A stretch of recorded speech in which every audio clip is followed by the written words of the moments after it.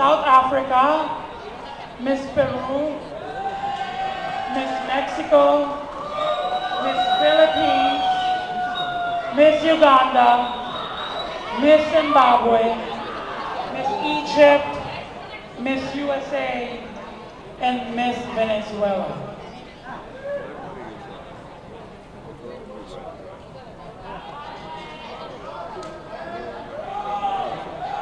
Again, ladies and gentlemen, all of these beautiful girls are gorgeous. Any one of them can win the crown. All of them did a very, very hard work. Look at them. All of them are beautiful, equally talented, and all very intelligent.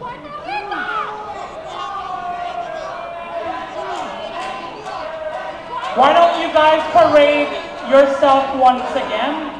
Starting with Miss Peru, Puerto Rico. Sashay down the runway. Let's give the audience a last chance to look. Miss Spain. Miss Spain.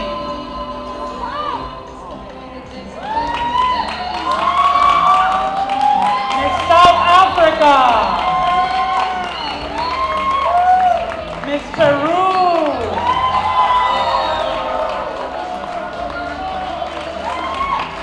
Miss Mexico,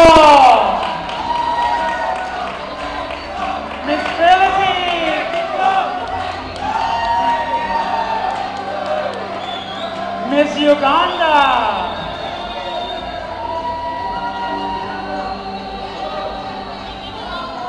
Miss Zimbabwe,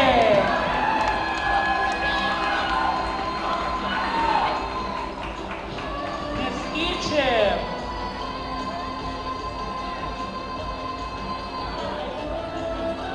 Miss USA,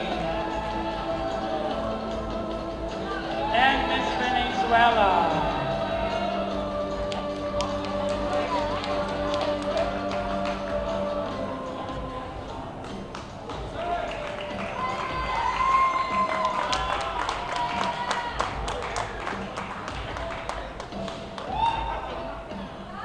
All right, there you have it, ladies and gentlemen. Good luck, girls. The top 11 is now narrowed down to the top 5. And I have with me the top 5 finalists for Queen of the Universe 2013. And in no particular order, our first finalist is Miss Venezuela.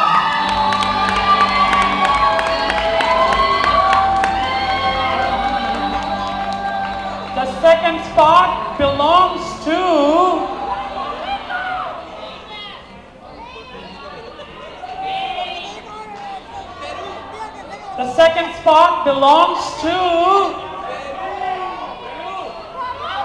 Miss Puerto Rico.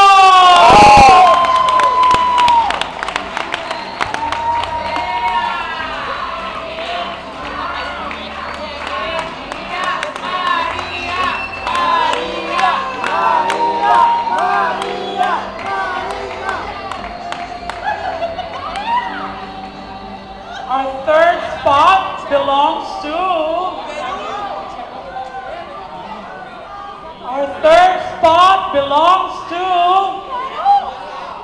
Peru!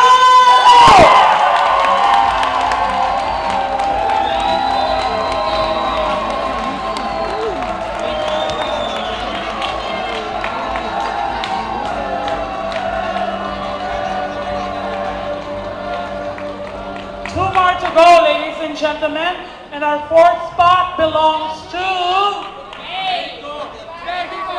Miss Philippines!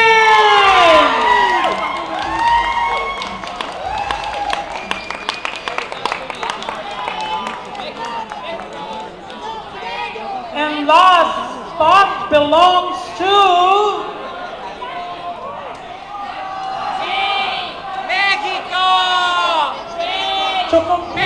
our finalist for Queen of the Universe 2013. Come on down, Miss Zimbabwe!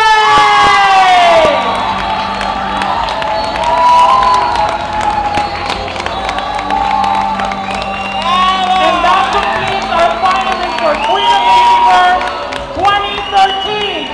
Miss Venezuela, Miss Puerto Rico, Miss Peru, Miss Philippines, and Miss Zimbabwe. Maria! Maria! Maria! Maria! Maria! Maria! Maria! Quiet down, ladies and gentlemen. I'm going to ask all these beautiful girls to step back. Maria! Maria! Maria! Maria! Maria! Maria! Maria! Okay, now all love Maria, but we have to be quiet at this point. This is a very special moment, and it's very critical and crucial for all these candidates, okay? So at this point, I'm going to ask them individually to come up here. They will be given 3 minutes of their time to speak about themselves and to speak about the transgender issue that they want to speak to you about, okay? Starting with Miss Venezuela. Quiet down so that you guys can understand what they're saying, and most importantly, the judges, so they can score them correctly and appropriately, okay? Is that a deal? We'll let them finish their speech first, and then we give them a round of applause, okay? No! Thank you. No! Hi, Miss Venezuela. This is your 3-minute moment. Good evening, ladies and gentlemen. As I stand here in front of you, vying for the crown of Queen Universe 2013, I would like to take this opportunity in sharing my story. 6 years ago, I was hooked on drugs that eventually led me to prostitution. It was the darkest time in my life. I was walking the streets, doing whatever it takes to get my next high. I was beaten, raped, and assaulted. And I told myself, enough is enough. There has to be more to life than this. And then a man came into my life and saved me from my misery. He made me realize that I was spiraling out of control and that I needed help. I have told myself that faith is about, I want to talk about faith. And being transgender is faith. Faith for who you truly are, faith for what you believe in, and faith that true happiness only comes from within. And for whatever judgments the society may dictate and perceive you, that we should always remember that being transgender or so-called different, we are no more less than being a normal person. That would be all. Thank you.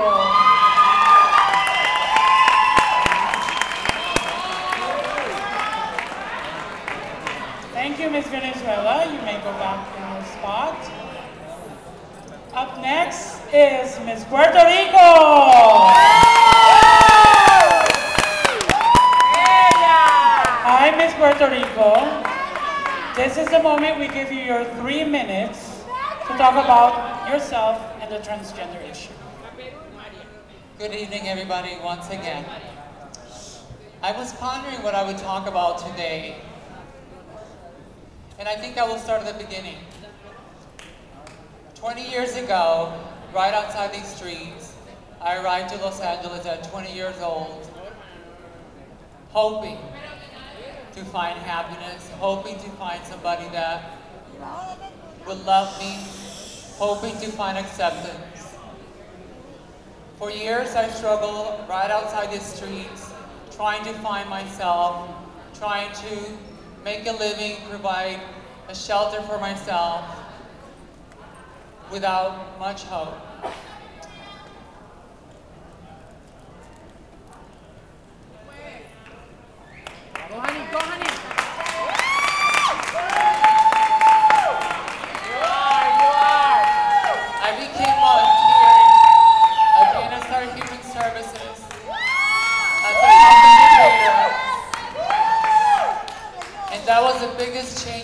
alive because I discovered what my passion and what I'm meant to be and what I'm meant to do, and that is to speak for my community and to speak for myself. So today I am 42. It's been 20 years since then, and I can stand here in front of all of you and be proud of who I am. So the topic I will pick is social justice, because as a trans individual, I think that encompasses all the issues that my community faces, from discrimination to equality when it comes to housing, and the right to be able to provide for yourself a roof, food, and shelter. It is important, like I mentioned earlier, that as a community we are involved in making sure that we influence how laws are put into place to ensure that there is such a thing as social justice. A lot of the fight has been going on in the LGBT community has been guided by our allies. But it's time that us as transgender folks, we take a step forward and get involved and get in the forefront and not have other folks speak for us, but speak alongside of us. Because it is our fight for social justice and for equality, because we have the right to happiness and to be successful just like every other person in this country. And again, I will tell you, please make your vote count Tuesday, November 6th. Thank you.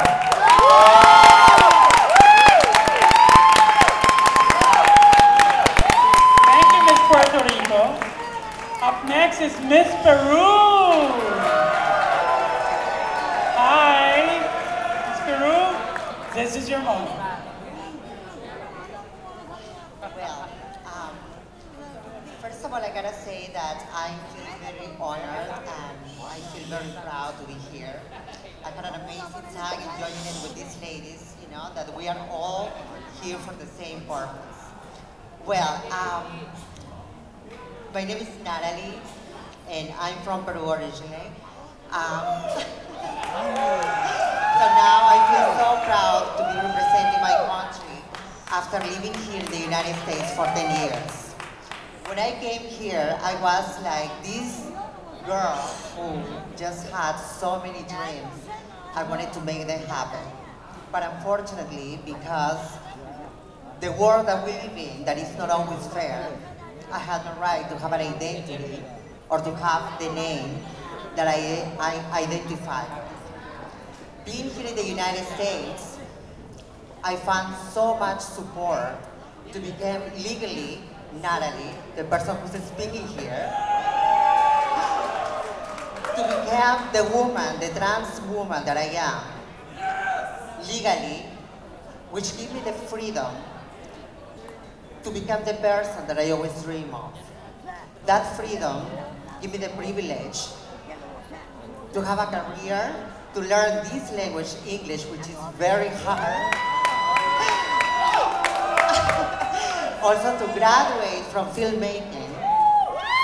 So now as a film director, one of my documentaries is screening at the Transgender Film Festival tonight. I don't know if I win or not yet, but I'm here with you guys because for me it's important to celebrate my identity as I am. To celebrate beauty, to celebrate the integrity, to celebrate the pride of being a human being, and to celebrate diversity. So, I focus all my work as a documentarist in gender identity, which I'm promoting a big change, not only in my country, Peru, but in all Latin America, to have the privilege that I have here, to be standing here and talking to you, and also to be the legal person who can just follow my dreams and become who I always wanted to. So, hopefully, gender identity in the world will not be a choice anymore, but it will be a right, where anybody can just go and be who we want to be, without being restricted by the government, by the politics, or by just society that is still in the way of changing. But that change is all in our hands to make it by educating and by just being ourselves. Thank you so much.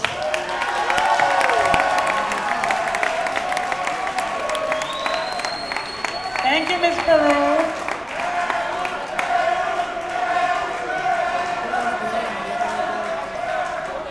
Up next is Miss Philippines.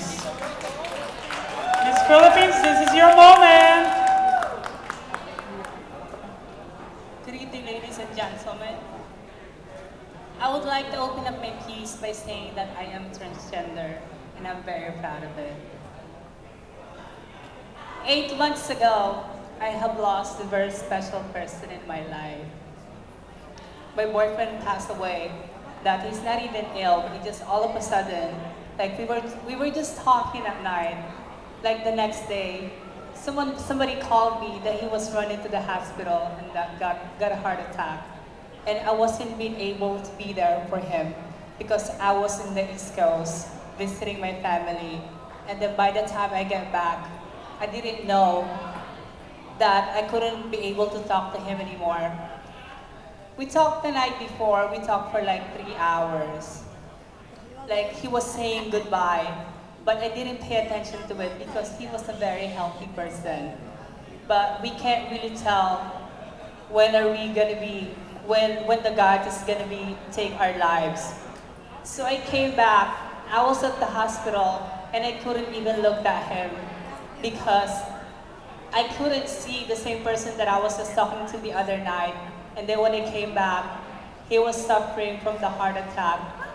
It was very hard in my position because he was the very first person that accepted me, although I'm just a transgender. Because we all know, being a transgender, we always think that there's no man that is going to be there and accept us for who we are and love us unconditionally.